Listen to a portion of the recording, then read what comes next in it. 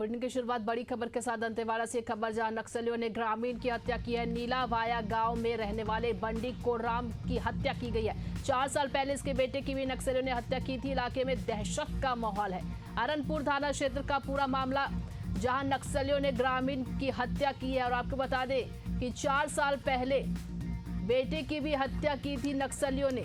और वहीं अब नीला गांव में रहने वाले बंडी कोराम की हत्या की है। नक्सलियों ने ग्रामीण की हत्या की है। आपको बता दें कि नक्सलियों की इस हरकत से इलाके में दहशत का माहौल बना हुआ है। अरनपुर थाना क्षेत्र का ये पूरा मामला बताया जा रहा है।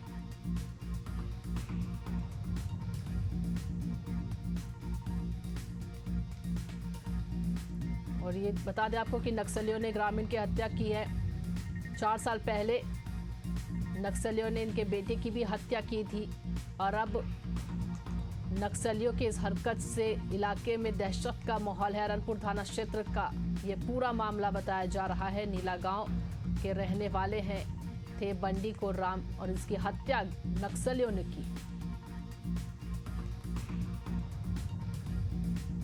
आपको बता दें कि नक्सलियों की केंद्रीय कमेटी ने अब सरकार के सामने सरेंडर करने और हथियार डालने के लिए राजी हो गई है। सीपीआई ने प्रेस रिलीज जारी करके भी ये भी कहा कि उनकी पार्टी फिलहाल अस्थायी तौर पर हथियारबंद संघर्ष को रोकने और शांति वार्ता के लिए तैयार है। संगठन ने साफ किया कि वे सरकार से गंभीर और ईमानदार पहल की उम्मीद कर रहे हैं।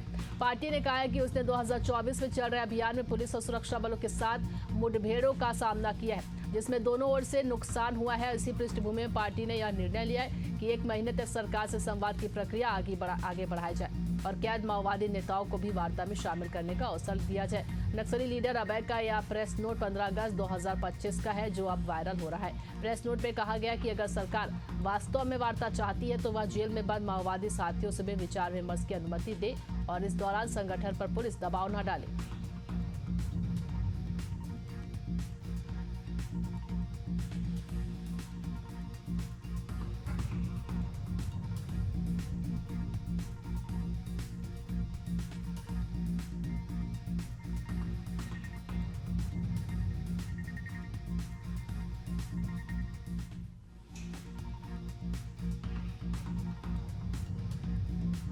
वहीं आपको बता दें कि नक्सलियों को लेकर भी लगातार यह अभियान जारी है और छत्तीसगढ़ में सुरक्षा बलों के लगातार अभियान और नक्सल विरोधी कार्यवाहियों से नक्सलियों में डर का माहौल बन गया। इस बीच माओवादी केंद्रीय कमेटी के प्रवक्ता अभय का एक पत्र सोशल मीडिया पर वायरल हो गया, जिसमें माओवादी संगठन द्वारा शांति वार्ता की ओर कदम बढ़ाने की ओर इशारा किया गया।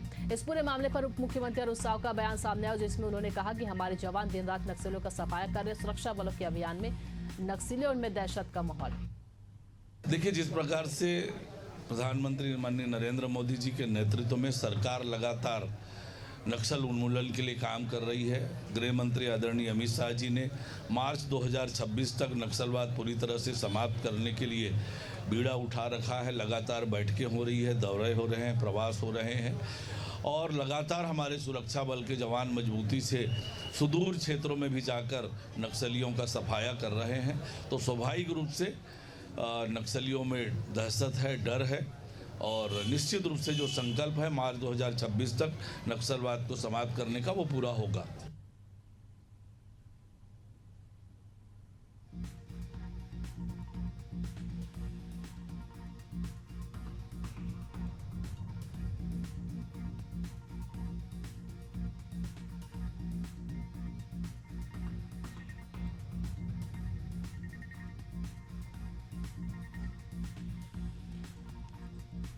तो चलिए, इसी मामले पर ज़्यादा जानकारी के साथ हमारे ब्यूरो हेड बस्तर से जुड़ गए हैं प्रशांत गजभिये। रायपुर के ब्यूरो हेड नदीम मेमन हमारे साथ जुड़ गए हैं। सबसे पहले बस्तर का हम रुख करते हैं। प्रशांत, आपसे जानना चाहेंगे कि नक्सलियों ने अब शांति वार्ता के लिए प्रस्ताव रखा है, पत्र लिखा है। इस पूरे मामले को लेकर क्या कुछ जानकारी मिल रही है?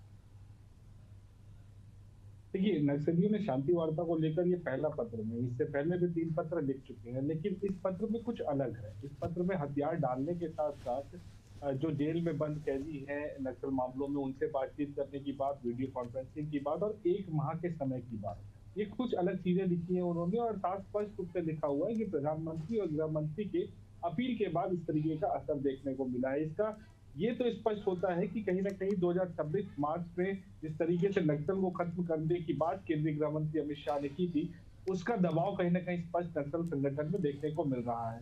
और यही वजह है कि अब नक्सली जो है इस तरीके की शांति वार्ता को तैयार हो चुके हैं। और इससे पहले जिस तरीके से नक्सली हमेशा हथियार डालने की बात से साफ इनकार किया करते थे और उनका स्पष्ट रूप से कहना था कि यहाँ से जवानों को, अर्धसैनिक बलों को वापस भेजा जाए, उसके बाद जो भी है वार्ता की जाएगी। लेकिन इस बार बिना इस तरीके की शर्त रखे और जो हथियार डालने की बात को मानते हुए वार्ता करने के लिए नक्सली जो है वो तैयार हुए। और ये जो केंद्रीय कमेटी है नक्सलियों की, उसका जो प्रवक्ता है अभय, उसने जो पत्र जारी किया उसमें स्पष्ट रूप से लिखा हुआ है।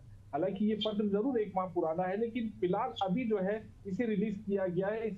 इससे ये तो स्पष्ट है कि पत्र लिखने के बाद भी लगातार नक्सलियों में इस पत्र को लेकर, इस शांति वार्ता को लेकर मंथन होता रहा है। और मंथन होने के बाद अंतिम में नक्सलियों ने इस तरीके का निर्णय लिया कि अब जो है शांति वार्ता की ओर आगे बढ़ना बहुत जरूरी है, क्योंकि नक्सल संगठन में जिस तरीके का दबाव बन रहा है और लगातार बड़े नक्सली भी, छोटे नक्सली तो सरेंडर कर ही रहे थे, लेकिन बड़े नक्सली भी अब लगातार जो है आत्मसमर्पण कर रहे हैं। और जो समर्पण नहीं कर रहा है, ऐसे नक्सलियों को जवान ढूंढ कर मुठभेड़ में मार रहे हैं या फिर गिरफ्तार कर रहे हैं। ऐसे में संगठन काफी नुकसान झेल रहा है। यही वजह है कि अब जो है नक्सल जो है आत्मसमर्पण की राह अपना रहे हैं और जिसकी वजह से दबाव बनते हुए अब शांति वार्ता की बात की जा रही है।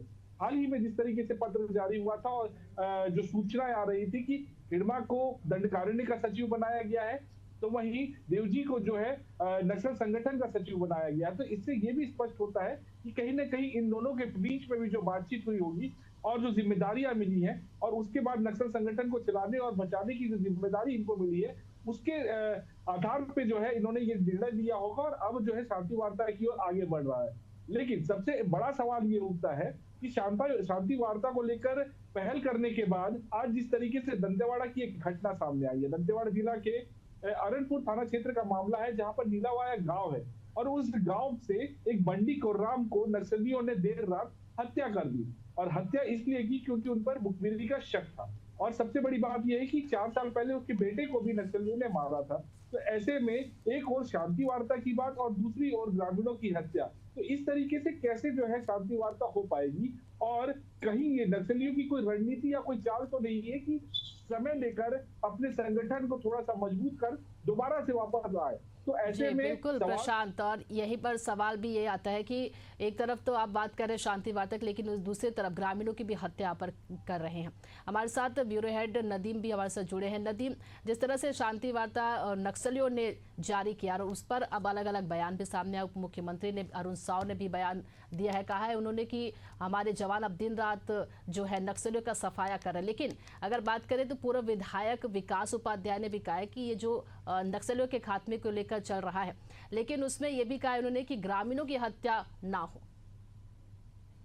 देखिए, आपको बताना चाहूँगा कि जो है इस बार फिर नक्सलियों ने सीज फायर की गुहार लगाई है, क्योंकि अब जिस तरह से छत्तीसगढ़ में 2026 के लक्ष्य पर सरकार वर्तमान में काम कर रही है और लगातार नक्सलियों के माथ पे घूसकर उनको नाकाम करती हुई नज़र आ रही है, कहीं ना कहीं ये एक बड़ी वजह है कि नक्सली कि अब जो है डर के सामने अब जो है शांति वार्ता की अपील करते हुए नज़र आ रहे हैं। जिस तरह से काम किया जा रहा है और नक्सलियों के कई सीसी कमांडर जो है वो ढेर कर दिए गए। बसवराज जी की बात करें, बालकृष्ण की बात करें, ऐसे 1 करोड़ से लेकर के 25 लाख 50 लाख के जो जिन पर इनाम है, ऐसे नक्सली के मारे जाने से कहीं ना कहीं बैकफुट पे नक्सली नज़र आ रहे हैं। लेकिन नक्सलियों का दूसरा चरित्र भी यहाँ पर देखने को मिल रहा है। एक और जो है नक्सली प्रवक्ता अभय के नाम से एक पत्र जारी करके शांति वार्ता की अपील करते हैं। साथ ही आपको बताना चाहूँगा कि अब तक जिस तरह से नक्सली अपने पत्रों को लगातार जो है जरिए सीज फायर की बात कर रहे थे, शांति वार्ता की बात कर रहे, हथियार बंद कार्रवाई की बात कर रहे थे, लेकिन उसमें अभी तक के सभी पत्रों में सरकार को हत्यारा बताते हुए जो है वो दिखते थे। लेकिन पहली बार नक्सलियों ने अपने पत्र पे माननीय शब्द का उपयोग किया, यानी इससे साफ जाहिर है कि अब नक्सली जो है वार्ता के लिए गंभीर नज़र आ रहे हैं और यही गंभीरता के जो है पर अब सवाल भी उठने लगे हैं, क्योंकि जिस तरह से एक तरफ आप शांति वार्ता का के लिए पत्र लिखते हैं, दूसरी ओर आज ही दंतेवाड़ा में एक ग्रामीण की हत्या कर जाती है। तो नक्सलियों का दोहरा चरित्र यहाँ सामने आता है। ऐसे में जिस तरह से बैकफुट पे नक्सली आ रहे हैं, नक्सलियों के बैकफुट पे नजर आने से कहीं ना कहीं शांति वार्ता का पत्र जो है वो जारी किया गया। हालांकि इसकी कितनी सत्यता है, क्या है, इस पर जांच करने के बाद गृह मंत्री विजय शर्मा ने भी कही है। और जिस तरह से अनुप साहू का बयान आया, उप मुख्यमंत्री अनुप साहू ने कहा कि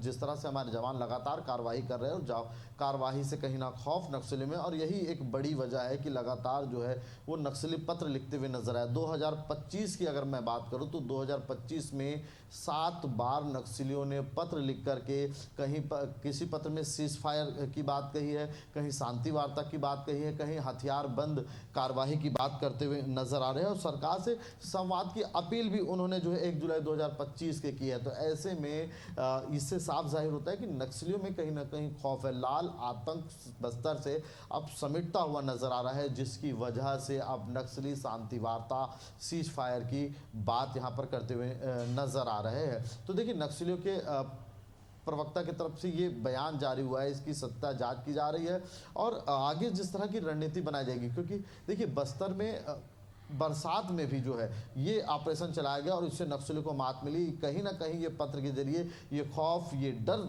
कार्रवाई का साफ नजर आ रहा है। ललिता जी बिल्कुल, और ये देखने के लिए ही लगातार नक्सलवाद के खिलाफ ये अभियान भी चलाया जा रहा है हमारी सरकार की तरफ से भी। और देखिए, इस तरह से जब हरकतें सामने आती है नक्सलियों की, जैसे कि प्रशांत आपने बताया कि आज ही ये जानकारी मिली है कि ग्रामीण की हत्या की गई है और 4 साल पहले उसकी बेटे की पहले हत्या की गई थी। तो इस पूरे मामले को लेकर वहां पर दहशत का भी माहौल बना हुआ है।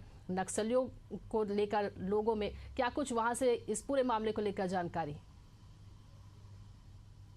देखिए, नक्सलियों का ये तरीका ही रहता है कि जब जिस इलाके में नक्सल जो है कमजोर पड़ते दिखते हैं तो उन इलाकों में इस तरीके की घटना को अंजाम देते हैं, या फिर किसी प्रकार से किसी को नुकसान पहुंचाते हैं, किसी की जान ले लेते हैं, ब्लास्ट करते हैं, या फिर नक्सली अपना पर्चा डालते हैं ताकि उन इलाकों में उनकी मौजूदगी दिखे और मौजूदगी के बाद जो ग्रामीण है वहां पर वो दहशत में आ जाए और दोबारा ये सोचने पर मजबूर हो जाए कि क्या वाकई में इस इलाके से नक्सली सफाया हो चुका है या फिर नक्सली दोबारा आ चुके हैं या फिर यहाँ से नक्सल संगठन कमजोर नहीं हुआ है। ऐसे में पुलिस तुरंत ही इस बात पर कार्रवाई करती है और जिस तरीके से जैसे ही इस घटना की जानकारी भी पुलिस को मिली, तुरंत उन इलाकों में, उस गांव में पुलिस जवानों को भेजा गया है और तस्दीक की जा रही है कि कौन सी स्मॉल एक्शन टीम नक्सलियों की यहाँ पर पहुंची थी और इस घटना को अंजाम दिया है नक्सलियों ने। क्योंकि स्मॉल एक्शन टीम देर रात इस तरीके की घटना को अंजाम देने में माहिर है। वो देर रात जंगल के माध्यम से गांव में पहुंचते हैं और इस तरीके से घटना को अंजाम देकर लाल सलाम जिंदाबाद के नारे लगाते हैं, वहां पर नक्सलियों के पर्चे, बैनर, पोस्टर फेंकते हैं और वहां से गायब हो जाते हैं। तो दहशत फैलाने के लिए नक्सली इस तरीके की घटना को अंजाम देते हैं। लेकिन जिस तरीके से 2024 और 2025 की अगर बात करें तो ग्रामीणों का मुंह तो भंग हो गया है नक्सल संगठन से। यही वजह है कि सैकड़ों की संख्या में जब जवान उन इलाकों में सर्चिंग करने के लिए पहुंचते हैं और मुठभेड़ होती है तो उससे पहले जवान जब तक देखते ही लेते हैं नक्सली, उससे पहले उनको सूचना ही नहीं मिल पाती। जबकि पहले ऐसा होता था कि जवान जब कैंप से निकलते थे तो नक्सलियों को सूचना मिल जाती थी कि जवान किस ओर ऑपरेशन के लिए जा रहे हैं। लेकिन अब ग्रामीणों के माध्यम से इस तरीके की सूचना नहीं मिलना, कहीं ना कहीं ये तो स्पष्ट है कि ग्रामीण अब नक्सल संगठन का साथ नहीं दे रहे हैं और ग्रामीण अब जो है वो नक्सल मोह से पूरी तरीके से अलग हट चुके हैं। यही वजह है कि ग्रामीणों पर निशाना लगातार जो है वो नक्सली बना रहे हैं। और अगर इन बीते लगभग 6 से 7 महीने की बात की जाए तो लगभग ये 10वां ऐसा मामला है जब ग्रामीण की हत्या नक्सलियों ने की है। इससे पहले 9 ग्रामीण की हत्या नक्सली कर चुके हैं और ये 10वां ऐसा मामला है। तो कहीं ना कहीं नक्सलियों की बौखलाहट बिल्कुल कही जा सकती है कि ग्रामीणों की तरफ से जो उनको सूचनाएं नहीं मिल रही है, उनका संगठन जो कमजोर लगातार पड़ रहा है, जो जवान उन पर दबाव बना पा रहे हैं, तो उसकी वजह वो ग्रामीणों को मार रहे हैं और उन पर अपना गुस्सा, अपनी खींच निकाल रहे हैं कि वो मुखबिर हैं, उनके वजह से जो है नक्सल संगठन को इतनी नुकसान पहुंच रहा है। तो इस वजह से अब लगातार ग्रामीणों को वो निशाना बना रहे हैं। लेकिन उस पर भी ये बात सामने आती है कि लगातार जो पुलिस जवान अंदरूनी इलाकों में ऑपरेशन चला रहे हैं और सर्चिंग कर रहे हैं, तो इस वजह से नक्सली धीरे धीरे के बैकफुट पर जाते जा रहे हैं और उनके हिट लिस्ट में जो भी नाम है ऐसे में कई नामों तक वो पहुंच भी नहीं पा रहे हैं। लेकिन जवानों को और पुलिस महकमे को उन नामों को सुरक्षित करना जरूरी है, उनको सुरक्षा देना जरूरी है। नहीं तो लगातार जिस तरीके से माहौल बनता जा रहा है और ग्रामीणों के मन में दहशत बनती जा रही है, तो नक्सल संगठन दोबारा से अपनी मजबूती ना बना सके, इस और भी जो है पुलिस महकमे को, पुलिस विभाग को ध्यान देना जरूरी होगा। बिल्कुल प्रशांत, मैं आपको यहाँ पे रोकना चाहूंगी और हमारे साथ नक्सल एक्सपर्ट जुड़ गई है रानू जी। जी बिल्कुल, और आपका स्वागत है हमारे चैनल में। ये जानना चाहेंगे कि अब नक्सली जो है वो शांति वार्ता चाहते हैं, क्या इस पूरे मामले को लेकर आप देखती हैं? हेलो जी कहिए। देखिए, माओवादियों ने इसके पहले भी शांति वार्ता को लेकर पत्र जारी किया था, लेकिन ये शांति वार्ता को लेकर पत्र नहीं है, ये पत्र है माओवादियों के द्वारा युद्ध विराम का। साथ ही साथ उन्होंने कहा है कि जो उनका हथियार बंद आंदोलन है उस पर वो विराम देना चाह रहे हैं और चाह रहे हैं कि अब सरकार के साथ वापस मुख्य धारा में लौट आए। लेकिन इसमें वो सरेंडर वाली बात नहीं चाहते, वो नहीं चाहते कि उनके द्वारा सरेंडर किया गया हो, इस तरह का जिक्र किया जाए।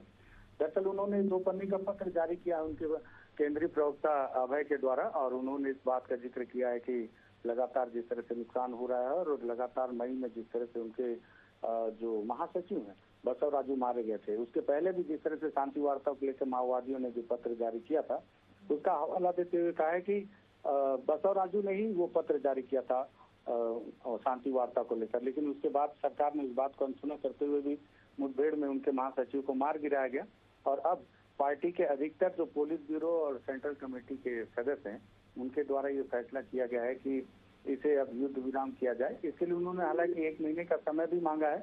1 महीने के समय के पीछे उन्होंने अपना ये तर्क दिया है कि वो अपने बाकी जो साथी हैं उनसे भी बातचीत करना चाहते हैं, जिससे ये बात तो सही है कि वो अपने सारे साथियों के संपर्क में नहीं है।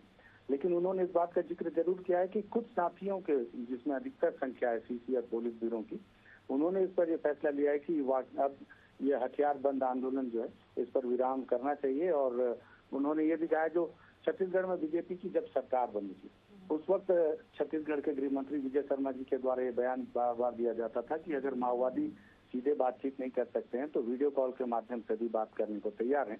उसी बात को दोहराते हुए माओवादियों ने यहाँ पर लिखा है कि वो भी वीडियो कॉल के माध्यम से भी बात करने को तैयार हैं, या केंद्रीय गृह मंत्री के द्वारा अगर कोई समिति या किसी टीम गठित की जाती है तो उनके साथ भी वो बात करने को तैयार हैं।